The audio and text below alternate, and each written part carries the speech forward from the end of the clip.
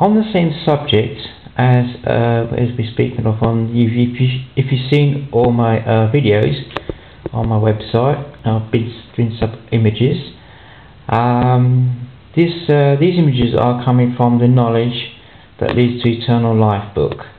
Now the picture that we're going to have a look at is actually on page 35. Now if I was to tell you that I can get at least over 200 subliminal images from this one picture. This is on page 35 of your book. Now what you need is a photocopy so that you don't ruin the book, so you can show all your friends. Here's a photocopy, and also you need a reverse photocopy. And it has to be the exact same size as shown in the book. You also need 4 post-its to help you find where they are. A ruler, I've got a triangle here, pet scissors and a pen.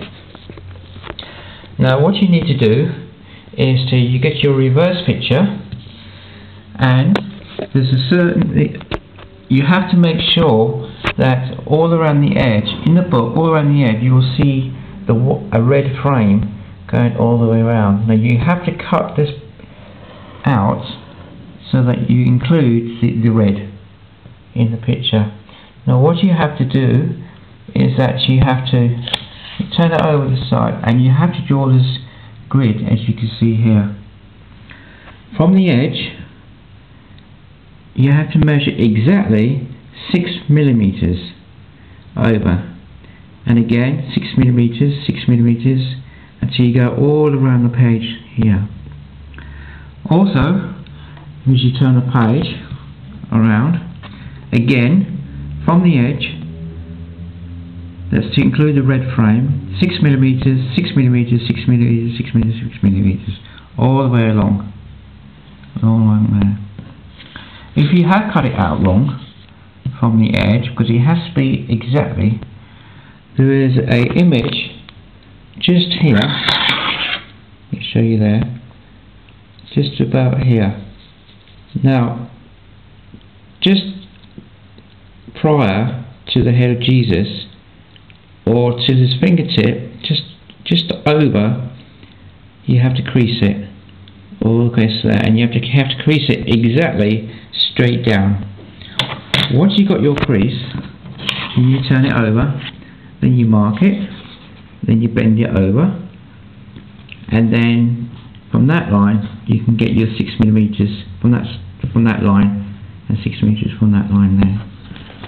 The same goes for, you see this white object between the lady and this man here. The line comes from just above her head, or that head, or if it's a rock or if it's a woman. So what you do, of course, you just bend the page over like that, just above her head, and you turn it over, and you get your crease. It has to be exactly like I see there, and then you mark it all the way down there, and again 6 millimeters from that line, go on that side, and all the way down there. As you see, I have not finished this one here, so this one I did prior last night, and it should look like this. You see the grid. Now once you've done that, it's best to number them, like I've done here, like this. Okay, and once you reach to number, from that end there, it should come to number 8 at the top here, and down the side here it should be down to number 11. Right, so now what you do is that you bend the page over like that, and again 6 millimeters from that line down here, down there, and all the way down here. It's not a perfect angle, this one here, like so. And if you want to do another one, you could also do it on a complete 45-degree angle by using the lines that you've drawn on a piece of paper like this, you see, like that. So it's 45 degrees here, and you've got this degree on the side like this. Now, once you've done that, then you can just bend it over to any location, as I will show you here, and you can put it on a piece of paper, on your photocopy, like so.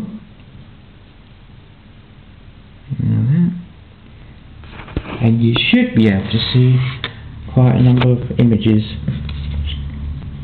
going all the way down.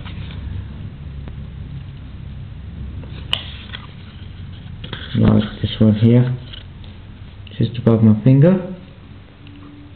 You see the mouth there, there's the two eyes just there, and there's a round head here. Just above that one, you should see this big head here. Yeah.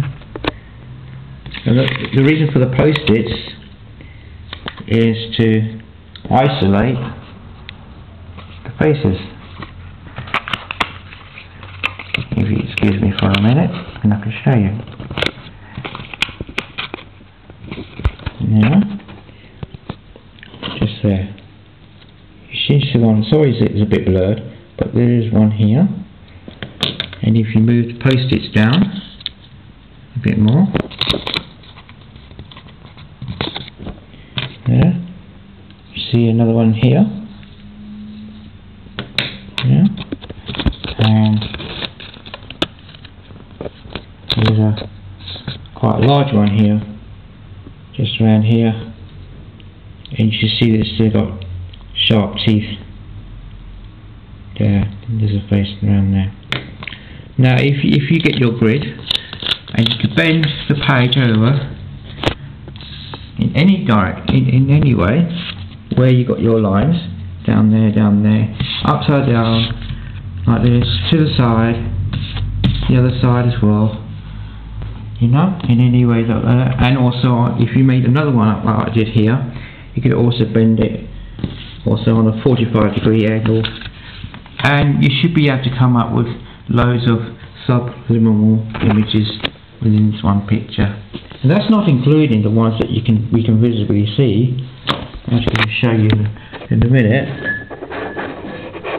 Get my pointer. You see one here, around here. There's a masked face. Get you two post-its to isolate the area, like so.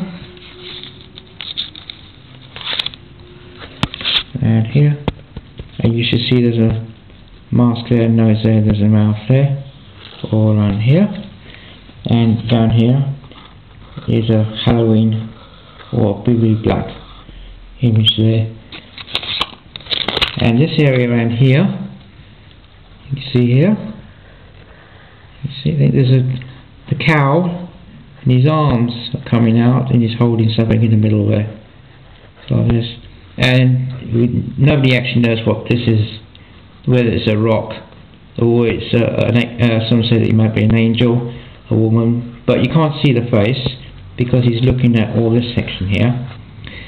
And on top of that, as you can see at the back here, it seems that there's a lot of light coming through. So you will imagine that the sun is shining from behind these trees because the light is shining in here.